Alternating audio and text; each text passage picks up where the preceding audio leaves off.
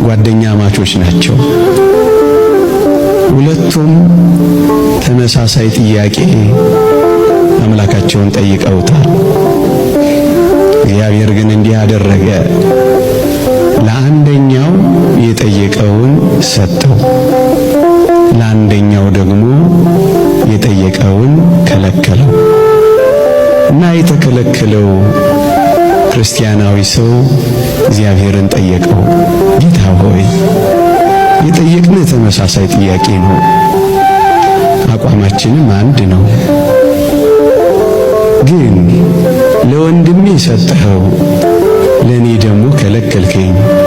ይህ የሆነው ለምንድነው ብሎ ጠየቀው። እናም አባታችን እግዚአብሔር መልስ ሰጠው። ምን የሚል መልስ? ልጄ ሆይ ለሱ በከለክለው ይጠፋብኛል፣ አንተን ደግሞ ብሰጥህ ምን ትሆንብኛለህ? ትጠፋብኛለህ። ላንተ የከለከልኩት እንዳትጠፋብኝ ብዬ ነው። ለሱ ደግሞ የሰጠሁት በከለክለው ይጠፋብኛል ብዬ ነው።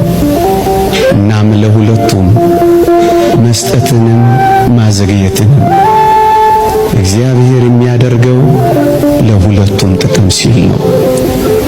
ወገኖቼ እግዚአብሔር በጊዜው ጠይቃችሁት አሁን እየሰጣችሁ ካልሆነ እንዳንጠፋ